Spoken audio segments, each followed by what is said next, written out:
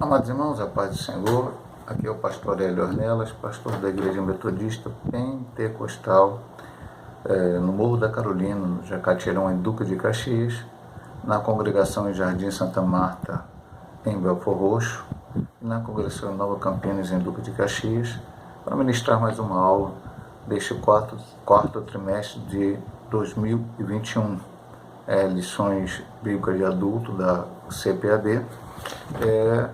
Nós estamos estudando neste trimestre o apóstolo Paulo, lições de vida e ministério do Apóstolo de Gentios para a Igreja de Cristo, e agora lição 10, Paulo e seu amor pela Igreja. O texto-aula desta lição nos diz: porque o amor de Cristo nos constrange, 2 Coríntios, capítulo 5, versículo 14, a parte A do versículo.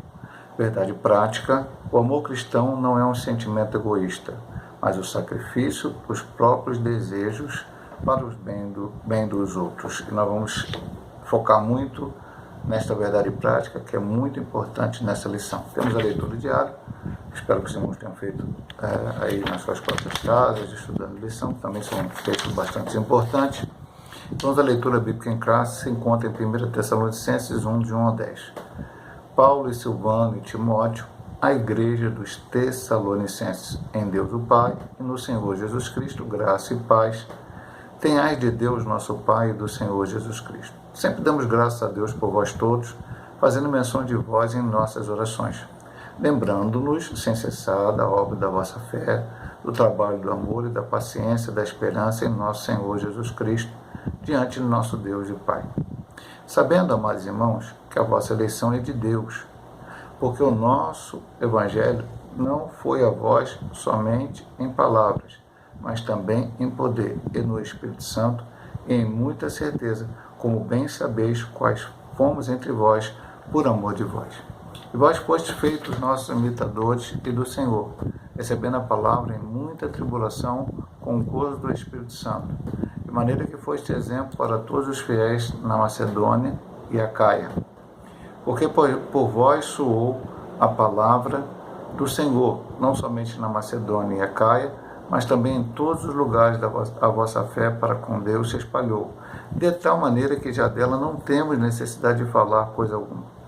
Porque eles mesmos anunciam de nós qual a entrada que tivemos para convosco, e conduzidos vos converteste a Deus para servir ao Deus vivo e verdadeiro, e esperar nos céus a seu Filho, a quem ressuscitou dos mortos, a saber, Jesus, que nos livra da era futura. O objetivo geral da lição é compreender o amor pela Igreja. Os objetivos específicos: o do ponto 1 é destacar o amor de Paulo pela Igreja, 2, relacionar o amor com a fé na Igreja, e 3, elencar as 3 virtudes na Igreja de Tessalônica: a fé, amor e a esperança. Então vamos aqui para a introdução da lição de hoje. Pelo menos 2 características marcaram a Igreja de Tessalônica: seu amor ao Senhor Jesus e o amor recíproco entre os irmãos. À luz do exemplo dessa igreja e do sentimento do apóstolo Paulo por ela, o nosso propósito é mostrar que, como seguidores de Jesus e membros de uma igreja local, devemos amá-la e expressar este amor na comunhão dos santos. Então, nós vemos as 2 características marcantes da igreja de Tessalônica. Durante a lição, vamos ver isso: amor ao Senhor Jesus e amor recíproco entre os irmãos, que é o assunto dessa lição. E nós vamos falar em mais minúcias dentro de cada ponto, né? E nós temos que tomar exemplo nessa igreja e também na vida do apóstolo Paulo, para ver como que nós hoje, no século XXI, a igreja local, devemos agir da mesma forma. Então, ponto 1, o amor de Paulo pela igreja. O amor como de um pai para um filho. A primeira carta de Paulo aos Tessalonicenses atesta o amor do apóstolo pelos membros dessa igreja.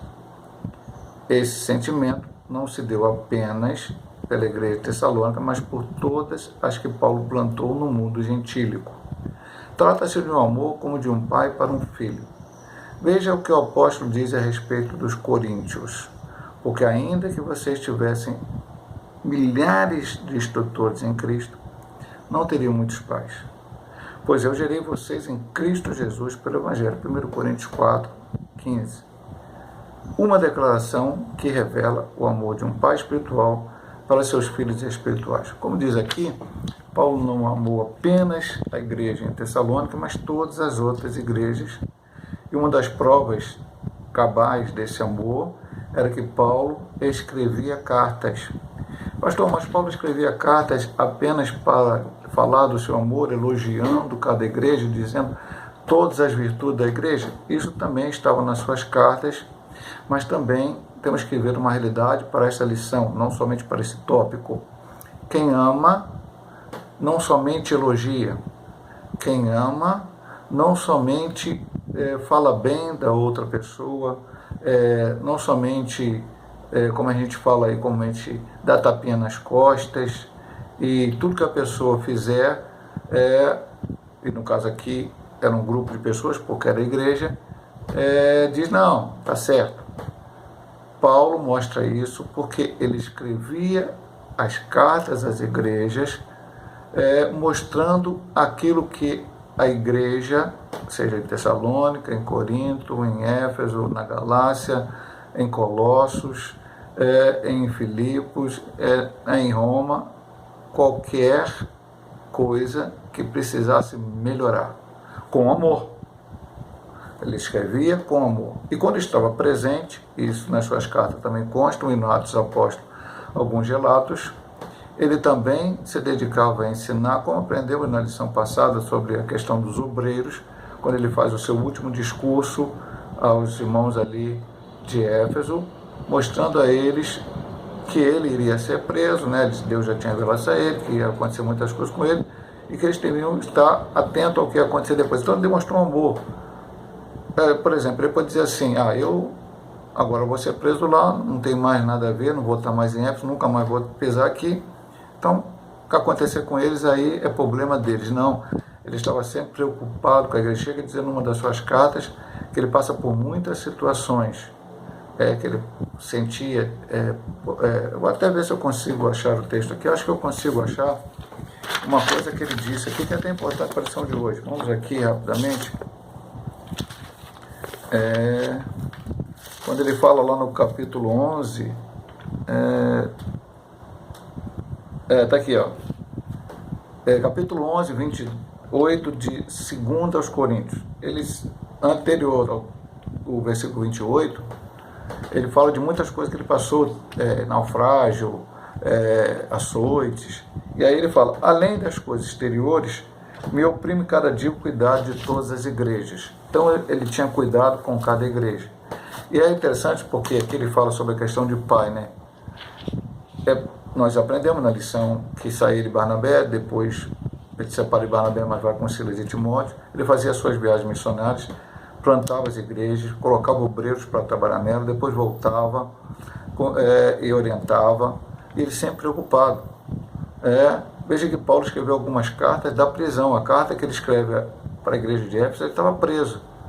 Eu estou preso, tenho que preocupar que fazer a minha defesa, ser solto, ficar livre novamente. Não, lá na prisão, ele estava preocupado com a igreja e ele escrevia cartas, ele falava o que ele precisava falar. Então, é assim que é um pai. O que o pai faz com o filho? O pai corrige o filho, o pai ama o filho. A Bíblia chega a dizer isso referente a Deus para nós. Deus referente a nós. Nós, como pais naturais, né, aqueles que são pais, querem sempre orientar o seu filho para que o seu filho não faça coisas que venham o prejudicar. Deus assim também faz conosco. Ele deixou a sua palavra, a Bíblia Sagrada, como o nosso manual de fé, nossa doutrina, né? Esse livro, a Bíblia Sagrada, para que eu e você possamos aprender e colocar em prática. E no momento que a gente, porventura, estiver fazendo algo que não agrada a Deus, corrigimos. Vamos à segunda subdivisão, o amor motivado pelo modo de viver o Evangelho. Um dos elogios de Paulo aos Tessalonicenses foi a respeito do modo que eles receberam a palavra e sua prática em coerência com o ensino recebido. Os cristãos de Tessalônica eram um objeto do amor do apóstolo, pois neles ele viu o fruto do seu ministério. Os versículos 5 e 10, que lemos aqui na leitura bíblica em classe, da nossa leitura bíblica em classe, mostram a indizível alegria de Paulo ao constatar a expressão do amor de Deus na vida da igreja. Essa igreja era formada por pessoas que abandonaram a crença nos ídolos e, pela fé, abraçaram o Evangelho. Logo, o Evangelho não é só discurso, mas implica práticas convictas. Essa disposição dos Tessalonicenses tocava o coração de Paulo. Então vamos lá, aqui mais especificamente falando sobre os Tessalonicenses. Qual era um dos elogios que ele faz à igreja, como diz aqui no primeiro parágrafo deste ponto? O respeito que eles tinham, respeitava o modo como eles receberam a palavra e a sua prática em coerência com o ensino recebido. Este ponto, e mais alguns que tem na lição, eles estão de acordo, são iguais, parecidos, semelhantes ao que já estudamos nas lições passadas, especialmente na lição passada, mas em outras também, agora do apóstolo Paulo. Não basta eu conhecer, eu ter um conhecimento teórico, eu tenho que colocar em prática. Os Tessalonicenses receberam o Evangelho. Se o Evangelho diz, eu preciso perdoar, os Tessalonicenses entenderam isso e passaram a perdoar. Se o Evangelho que eles receberam falava em amor, veja que lá no final ele vai falar que essas pessoas, eles saíram da crença em ídolos. E se nós formos estudar mais detidamente a questão totalmente do Antigo Testamento, quando fala dos ídolos das outras nações, e até no Novo Testamento, e ler alguma literatura fora da Bíblia, nós vamos ver que essas pessoas, dessas religiões daquele tempo, que tinham vários deuses, eles não tinham ética, eles não sabiam que respeitar o próximo. Primeiro eu, segundo eu, terceiro eu, o quarto eu, o quinto eu, e não tem nada para ninguém. O Evangelho é diferente. O Evangelho manda amar o próximo. O Evangelho manda amar até mesmo o inimigo de nosso, aquele que se coloca contra nós, aquele que fala coisas que não nos agradam, aquele que age de acordo com as situações. Os Tessalonicenses receberam essa palavra. E não somente essa. O Evangelho fala em ajudar as pessoas, daqui a pouco nós vamos ver aqui também esse assunto, pessoas que estão passando dificuldade. Tiago fala lá na frente, já não é Paulo falando, mas Tiago fala, não adianta você chegar para o teu irmão que está passando fome e dizer, Deus te dê comida, ou o teu irmão que está passando frio, de Deus te aquente. Se você tem comida para dar a ele, você tem que agir, você tem que dar a comida a ele. Se você tem um cobertor que vai dar a ele, que ele vai se aquentar daquele frio que ele está passando, você tem que fazer isto. Isto é o Evangelho de Cristo. Então ele elogia os Tessalonicenses porque eles não receberam o Evangelho na teoria. Eles praticavam aquilo que eles receberam. Eles faziam aquilo que o Evangelho mandava fazer. E hoje, no século XXI, precisamos voltar a esse momento, voltar àquele primeiro amor e realmente praticar a palavra de Deus. Depois ele diz assim, essa igreja é formada por pessoas que abandonaram a crença em ídolo e pela fé abraçaram o Evangelho. Logo, o Evangelho não é só discurso, mas implica práticas convictas. Eles saíram de uma idolatria. Eu vou falar uma coisa meio forte, meu amado irmão. Talvez algum de nós, também antes de aceitar Jesus, saímos de idolatria. E temos que ter cuidado hoje para não voltar à idolatria. Pastor, eu sou cristão, eu não vou adorar Maria, eu não vou adorar nenhum santo, eu não vou adorar elementos da natureza, fogo, o sol, a lua. É verdade, meu irmão, possivelmente você não fará isso. Mas a gente pode adorar um objeto nosso, que é tão importante para nós, aquele objeto, aquele bem material, que a gente às vezes acaba dando muita atenção àquele objeto, àquele bem, e esquece das coisas espirituais. E acaba aquilo virando uma idolatria na nossa vida. Hoje há pessoas que idolatram as redes sociais. Meu irmão, você conseguiu ler a lição da escola dominical estudar a lição durante essa semana? Não, pastor, não consegui não. Não leu a Bíblia esta semana? Não, pastor, não consegui ler não. Muito trabalho, muita dificuldade.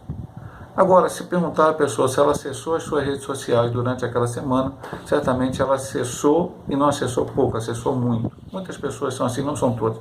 Então, cuidado, porque aqueles homens saíram da idolatria. Chegaram no meio cristão E aí eles estavam longe da idolatria. Vamos ao ponto 3. O amor deve nortear a nossa vida na igreja local. No tempo em que muitos vivem de criticar a igreja local, é hora de demonstrar amor pela igreja em que congregamos. Esse é o lugar que Deus nos plantou.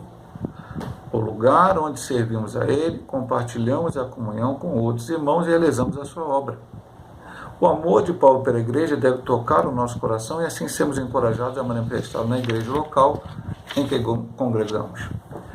Alguém aí fora, não sei quem, pensou a seguinte frase: o dia que você achar a igreja perfeita, e aí nós estamos falando de igreja, não estamos falando de denominação, estamos falando de igreja local, congregação, onde a pessoa vai congregar, o dia que você achar essa igreja, não entre nela porque você vai estragá-la. Ah, pastor, o que ele quer dizer com isso? Ele quer dizer que a igreja é formada por homens falhos. Jesus chamou 12 dos seus discípulos, que ele já tinha muitos dele, e depois continuaram sendo seus discípulos, e os transformou em apóstolos. Entre esses homens, havia um que depois traiu Jesus, chamado Judas Iscariotes. Havia um chamado Pedro, que certa vez Jesus teve que repreender ele, porque ele falou que Jesus não podia morrer. Em outra vez, ele negou a Cristo, mas depois foi restaurado. Ele tinha entre esses homens João e Tiago, que certa vez queriam descer fogo do céu e queimar um madeiro samaritano porque não recebeu Cristo, os seus discípulos. Jesus teve que ensinar para ele: não é assim, eu não vim para matar, não vim para destruir, eu não vim para fazer as pessoas perecerem, eu vim para salvar. Então, eram homens falhos, como eu e você somos também. E lá no futuro, quando você vai virar dos apóstolos, você vai ver defeitos, dificuldades na igreja. E assim é no século XXI. Então ele começa dizendo assim: num tempo em que muitos vivem a criticar a igreja local, hoje existem os desigrejados. Não preciso estar numa igreja, eu não preciso frequentar uma igreja para servir o Senhor. Isso é uma falácia do diabo que colocou na mente de algumas pessoas. A igreja tem que estar em união. Lá no Antigo Testamento já falava isso. Você vê Israel cultuando, cada um fazendo seu sacrifício na sua tenda, no seu próprio lugar de habitação, ou as pessoas tinham que ir até o lugar separado pelo Senhor, onde havia tabernáculo, para oferecer seus sacrifícios e suas ofertas a Deus e estar em comunhão. Os levitas, cada um na sua casa, os levitas se uniam, o sacerdote. Tudo isso está escrito. E no Novo Testamento Jesus juntou discípulos. Para que Jesus juntou discípulos? É só Jesus falar assim: Pedro, fica na tua casa, João, fica na tua casa, Tiago, e lá você me cultua de longe. A igreja primitiva começou, todo mundo vivia junto, ali no início. Depois, logicamente, não foi mais assim, mas eles viviam como quase uma comunidade juntos. E hoje alguém diz que eu posso cultuar Deus sozinho em casa, não preciso de igreja, não preciso de pastor, não preciso de liderança, não preciso de nada. Não amo a igreja local, porque é só uma falácia do diabo que entrou no coração de algumas pessoas. Então ele diz assim: é hora de demonstrar amor pela igreja em que congregamos. E aqui não está falando de denominação, aqui não está falando de Assembleia de Deus, Metodista, Pentecostal, Maranata, Nova Vida, Presbiteriana, Batista ou qualquer outra denominação. É a igreja que você congrega. E aquela igreja local. Tem que amar aqueles irmãos que estão ali, aquela liderança, aquele povo. Eles vão ser falhos? Vão ser falhos. Eles vão falhar, você também vai falhar. Porque o único que não falha é o Senhor Jesus, e nele não encontramos defeito nenhum. Esse é o lugar que Deus nos plantou. Sim, porque você aceitou Jesus em algum lugar. Ou aceitou Jesus e o Espírito Santo encaminhou através de uma pessoa, de um parente, de alguém, para uma igreja local, e ali você faz parte dela. E ali você foi discipulado, ali você está aprendendo, ali você está crescendo espiritualmente. O lugar onde servimos a Ele, compartilhamos a comunhão com os irmãos e realizamos a sua obra. Eu vou servir o Senhor sozinho? Não. Eu vou servir no grupo. Eu vou tocar no instrumento, e aí as pessoas vão ouvir aquele instrumento, vão ouvir aquela melodia, vão sentir a presença do Senhor, vão cantar juntamente. Eu vou servir cantando, eu vou servir pregando, eu vou servir evangelizando, eu vou servindo fazendo qualquer serviço na casa do Senhor junto com outros irmãos. Nós fomos salvos para servir. Não fomos salvos para ser servido. O Senhor disse isso, ensinou isso e falou isso. Então, nós estamos em comunhão uns com os outros para isso. E o amor de Paulo pela igreja deve tocar o nosso coração e sermos encorajados a manifestá-lo na igreja local em que congregamos. Então, neste primeiro vídeo, nós sabemos sempre que são 2 vídeos, nós estudamos o ponto 1. No segundo vídeo, a introdução também. Nesse segundo vídeo, que vamos gravar depois, nós vamos estudar o ponto 2 e o ponto 3 é a conclusão dessa lição de número 10.